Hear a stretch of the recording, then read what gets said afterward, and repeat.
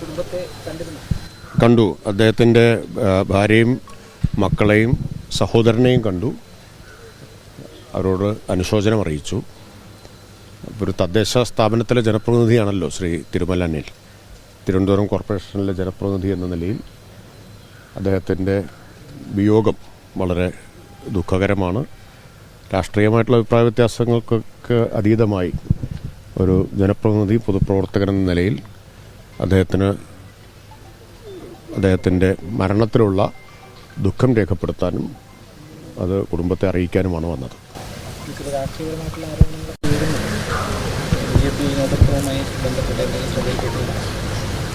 വാർത്തകളൊക്കെ കാണുകയുണ്ടായി. ഞാനിപ്പോൾ ഈ മരണവീടിൻ്റെ മുന്നിൽ നിന്ന് അക്കാര്യത്തിലൊരു രാഷ്ട്രീയ പരാമർശം നടത്തുന്നത് ഉചിതമല്ലല്ലോ. കാര്യങ്ങളെല്ലാം എല്ലാവർക്കും അറിയാമല്ലോ. വസ്തുതകളെല്ലാം ഇപ്പോൾ ഇന്നും ചില കാര്യങ്ങൾ പുറത്തു വന്നിട്ടുണ്ട്. കൗൺസിലർ എന്നുള്ള നിലയ്ക്ക് വലിയ രീതിയിലൊരു കടബാധ്യത അദ്ദേഹത്തിന് പേഴ്സണലായി ഉണ്ടെന്ന് പറയപ്പെടുന്നുണ്ട്. കൗൺസിലറായിരിക്കാണ് ആത്മഹത്യ ചെയ്യുകയും ചെയ്യുന്നത്. തദ്ദേശ വകുപ്പിൻ്റെ ഭാഗത്ത് ഏതെങ്കിലും തരത്തിലുള്ള സഹായം കുടുംബത്തിന് ഉണ്ടാകും? നിയമാനുസൃതമുള്ള നടപടികളല്ലേ സ്വീകരിക്കാൻ പറ്റൂ.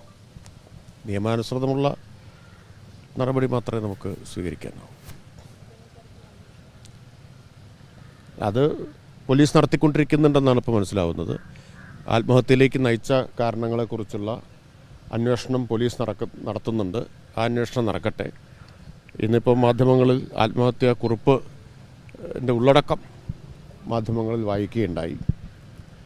അപ്പോൾ അന്വേഷണം, പോലീസിൻ്റെ അന്വേഷണം നടക്കട്ടെ.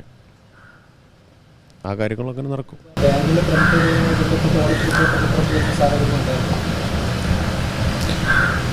അതെ, ഞാനിപ്പോൾ വന്ന വാർത്തകൾ മാത്രമേ എൻ്റെ മുമ്പിലുള്ളൂ. അന്വേഷണം പൂർത്തിയാവട്ടെ. ഇപ്പോൾ എല്ലാ കാര്യങ്ങളും വ്യക്തമാവുമല്ലോ. പക്ഷേ ഇതൊരു ദാരുണമായ സംഭവമാണ്. അതിൻ്റെ പേരിൽ രാഷ്ട്രീയമായിട്ട് ഇടതുപക്ഷത്തെയോ സർക്കാരിനെയോ ഒന്നും പരിചാരുന്നതിൽ ഒരു കാര്യമില്ല എന്നുള്ളത് ഇപ്പോൾ വ്യക്തമായി കഴിഞ്ഞല്ലോ. അതെല്ലാവർക്കും മനസ്സിലായി കഴിഞ്ഞിട്ടുണ്ടല്ലോ. അതിനപ്പുറം ഞാനിപ്പോൾ പറയുന്നില്ല.